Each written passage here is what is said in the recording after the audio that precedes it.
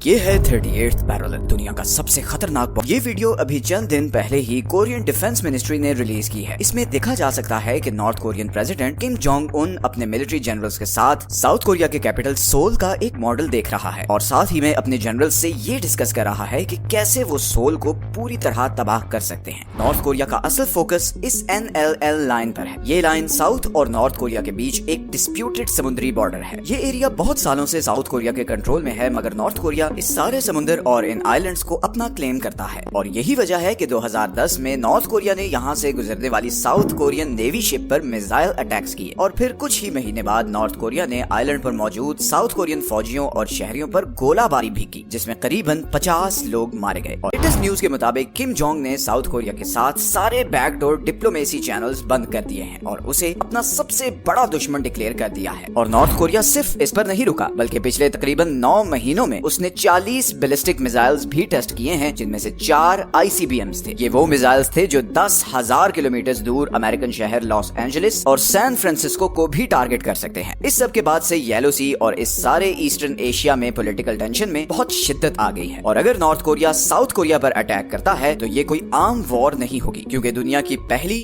दूसरी और चौथी इकोनॉमी भी इस वॉर का ऑटोमेटिकली हिस्सा बन जाएंगी और ग्लोबल सप्लाई चेन्स बुरी तरह डिसरप्ट हो जाएंगी। इससे भी पहले जरा नॉर्थ कोरिया और साउथ कोरिया के बीच इस लड़ाई की वजह जानते हैं और चलते हैं इस DMZ लाइन की तरफ। DMZ का मतलब है डीमिलिटराइज्ड जोन और ये जोन ही नॉर्थ कोरिया और साउथ कोरिया के बीच वो बॉर्डर है जहां पिछले 70 सालों से ये सारा मसला बना हुआ है। असल में वर्ल्ड वॉर 2 से पहले पूरा कोरिया जापान के कंट्रोल में था, लेकिन फिर वर्ल्ड वॉर 2 में जापान की हार के बाद ये आइलैंड आजाद हो गया। वर्ल्ड वॉर 2 के विनर्स सोवियत यूनियन और अमेरिका ने फैसला किया कि वो इस आइलैंड को 2 पार्ट्स में डिवाइड कर लेंगे। नॉर्थ वाला हिस्सा सोवियत यूनियन के पास होगा और साउथ वाला पार्ट अमेरिका के कंट्रोल में होगा और तभी ये लाइन ड्रॉ की गई जिसे 38th पैरेलल कहते हैं। नॉर्दर्न कोरिया सोवियत कंट्रोल में होने की वजह से एक सोशलिस्ट स्टेट बन गया और सदर्न कोरिया एक लिबरल कंट्री बन गया। 1950 में नॉर्थ कोरिया ने अचानक साउथ कोरिया पर अटैक कर दिया और तकरीबन पूरे आइलैंड पर कब्जा कर लिया, लेकिन फिर अमेरिकन और साउथ कोरियन आर्मीज ने मिलकर रिटेलिएट किया और नॉर्थ कोरियन फोर्सेस को पीछे धकेलते हुए चाइना के बॉर्डर तक ले गए। ये वॉर 3 साल चली और करीबन 5 लाख लोग मारे गए। फिर 1953 में एक पीस एग्रीमेंट साइन हुआ जिसमें इस वॉर को खत्म किया गया और पुराने बॉर्डर्स रिस्टोर किए गए। इसी एग्रीमेंट के अकॉर्डिंग इस बॉर्डर पर एक बफर जोन बनाया गया जहां पर किसी भी कंट्री का कोई भी फौजी या मिलिट्री इक्विपमेंट नहीं लगाया जा सकता था। लेकिन इस एग्रीमेंट में काफी चीजें मिस भी की गयी, जैसे कि समुद्री बॉर्डर्स। यूनाइटेड नेशंस और अमेरिका ने नॉर्थ कोरिया से पूछे बगैर ये NLL लाइन ड्रॉ कर दी और ये सारा एरिया साउथ कोरिया के कंट्रोल में दे दिया और तब से ये सारा बॉर्डर इन दोनों कंट्रीज के बीच तनाव की एक बहुत बड़ी वजह है। अब जिस फैमिली ने 1950 में साउथ कोरिया पर अटैक किया था, आज भी वही फैमिली नॉर्थ कोरिया पर रूल करती है, बल्कि किम तो शायद अपने बाप और दादा से भी ज्यादा सख्त पर्सनालिटी का मालिक है। नॉर्थ कोरिया में बहुत ही स्ट्रिक्ट लॉज हैं। कोई भी कोरियन बगैर परमिशन के कंट्री नहीं छोड़ सकता। कोविड के दौरान तो नॉर्थ कोरिया ने ये लॉ पास किया था कि जो भी बगैर परमिशन के चाइना वाला बॉर्डर क्रॉस करने की कोशिश करेगा उसे शूट कर दिया जाएगा। नॉर्थ कोरिया पिछले कुछ सालों से चाइना और रशिया के साथ लगने वाले बॉर्डर्स पर वॉल्स बना रहा है ताकि कोई भी क्रॉसिंग ना हो सके। लेकिन यहाँ पर एक बहुत ही इंटरेस्टिंग चीज ये है कि नॉर्थ कोरिया का सारा ट्रेड होता भी चाइना के साथ ही है, बल्कि शायद चाइना के बगैर नॉर्थ कोरिया सरवाइव भी ना कर सके। और इसी तरह अगर हम मैप पर जूम करें तो ये रशिया के बॉर्डर के पास रजोन का एरिया है। इस एरिया में एक तरफ कोरिया का टमंगैंग रेलवे स्टेशन है और दूसरी तरफ रशिया का खासान स्टेशन है। और अमेरिकन सैटेलाइट ने लास्ट अक्टूबर में यहाँ की एक पिक्चर ली जिसमें कुछ बहुत ही सरप्राइजिंग चीजें नजर आई, जैसे कि इन इमेजेस में ये देखा गया कि कोरिया के स्टेशन से बहुत सी रेलगाड़ियां रशिया में एंटर हो रही हैं और इन रेलगाड़ियों में बहुत सारे क्रेट्स रखे हुए हैं। एक्सपर्ट्स के मुताबिक नॉर्थ कोरिया रशिया को वेपन सप्लाई कर रहा है। यूक्रेनियन मिलिट्री के मुताबिक उन्हें इस वॉर में अभी तक बहुत सा ऐसा बारूद मिला है जो नॉर्थ कोरिया का था। साउथ कोरियन इंटेलिजेंस ये भी क्लेम करती है कि नॉर्थ कोरिया ने रशिया की मदद से ही अपनी स्पाई सैटेलाइट स्पेस में भेजी है। अब अगर हम फाइनली इस पॉसिबिलिटी की तरफ आए कि ये सारा इश्यू एस्केलेट होता है और एक फुल स्केल वॉर शुरू होती है तो होगा क्या? देखें, अगर वॉर शुरू होती है तो सबसे बड़ा और पहला इम्पैक्ट पड़ेगा साउथ कोरिया के कैपिटल सोल पर, जो नॉर्थ कोरिया के बॉर्डर से सिर्फ 40 किलोमीटर दूर है। साउथ कोरिया की 70% इकोनॉमी इस अकेले शहर की वजह से चलती है। दुनिया के टॉप इंडस्ट्रियल जायंट्स जैसे कि Samsung, Hyundai Motors, LG electronics, इन सब के हेडक्वार्टर्स सोल में ही है और अनफॉर्चुनेटली ये शहर नॉर्थ कोरिया के सारे मिसाइल्स और तोपों की रेंज में है। 2020 की रैंड की एक रिपोर्ट के मुताबिक अगर नॉर्थ कोरिया सिर्फ 1 1 मिनट भी सोल पर गोलाबारी करता है तो उससे 15,000 लोग मारे जाएंगे और 1 घंटे में ये कैजुअल्टीज 1 लाख तक पहुंच जाएंगी। कोरियन डिफेंस मिनिस्ट्री के मुताबिक वॉर की सूरत में करीबन 2 लाख नॉर्थ कोरियन फौजी ये बॉर्डर क्रॉस करके हान रिवर तक पहुंचने की कोशिश करेंगे, क्योंकि ये रिवर ही सोल की लाइफलाइन है। अब साउथ कोरिया ये क्लेम करता है कि अगर नॉर्थ कोरियन फौजी यहाँ तक पहुंच गए तो वो इस रिवर में क्लोरीन गैस और सैरिन इंजेक्ट कर देंगे, जिससे लाखों लोग चंद घंटों में मर सकते हैं। लेकिन अब दूसरी ही तरफ ऐसा भी नहीं है कि नॉर्थ कोरिया के लिए सोल तक पहुंचना इतना आसान है। साउथ कोरिया में तकरीबन 73 यूएस बेसेस हैं, जिनमें 28,000 अमेरिकन फौजी हैं। इसके अलावा इधर गुआम और जापान में मौजूद अमेरिकन वॉरशिप्स भी वॉर की सूरत में फौरन साउथ कोरिया की मदद को पहुंचेंगी। साउथ कोरिया को सबसे बड़ा एडवांटेज मैन पावर का है। ज्यादा पॉपुलेशन होने की वजह से साउथ कोरिया के पास 5 लाख एक्टिव और 31 लाख रिजर्व सोल्जर्स हैं, जो कि नॉर्थ कोरिया की आर्मी से काफी ज्यादा हैं। और अब अगर हम हार या जीत के सिनेरियोस की बात करें तो अगर नॉर्थ कोरिया ये वॉर हारता है तो इसका सबसे बड़ा नुकसान चाइना को होगा, क्योंकि इसका मतलब होगा कि उसका सबसे बड़ा दुश्मन अमेरिका अब उसके पड़ोस में पहुंच गया है और चाइना ये कभी भी नहीं होने देगा। इसीलिए वो हर मुमकिन कोशिश करेगा कि नॉर्थ कोरिया ये वॉर ना हारे। कुछ ऐसी ही कोशिश रशिया की भी होगी, क्योंकि वो भी नॉर्थ कोरिया के साथ बॉर्डर शेयर करता है और नॉर्थ कोरिया की हार का मतलब होगा कि अब उसका ईस्टर्न बॉर्डर कॉम्प्रोमाइज्ड हो गया है। ऐसे ही जापान, ताइवान और अमेरिका के लिए साउथ कोरिया का ये वॉर जीतना बहुत जरूरी है, क्योंकि नॉर्थ कोरिया की जीत चाइना की जीत होगी और इन तीनों कंट्रीज के लिए ये बात किसी भी तरह एक्सेप्टेबल नहीं। तो ऑल इन ऑल नॉर्थ और साउथ कोरिया की ये वॉर सिर्फ 2 कंट्रीज की जंग नहीं बल्कि एक रीजनल वॉर होगी। और अभी इस सारे सिनेरियो में सबसे बड़ा ग्रे एरिया नॉर्थ कोरिया की न्यूक्लियर कैपेबिलिटी है। किसी को नहीं पता कि नॉर्थ कोरिया के पास असल में कितने न्यूक्लियर वेपन्स हैं। 2017 में नॉर्थ कोरिया ने एक न्यूक्लियर बॉम्ब टेस्ट किया जिसकी यील्ड थी 140 किलोटन, मतलब हिरोशिमा पर गिराए गए बॉम्ब से ये ऑलमोस्ट 9 टाइम्स ज्यादा पावरफुल था। इस बॉम्ब की शिद्दत इतनी ज्यादा थी कि इस सारे रीजन में 6.3 मैग्नीट्यूड का अर्थक्वेक आ गया और करीबन 30 लोग मारे गए। अब इर्रिस्पेक्टिव कि ये वॉर कौन जीतता है, हम लोग बहुत तेजी से एक बड़ी तबाही की तरफ बढ़ रहे हैं। लोग रशिया यूक्रेन वॉर के बारे में डिनायल में थे, बट 2 साल के बाद भी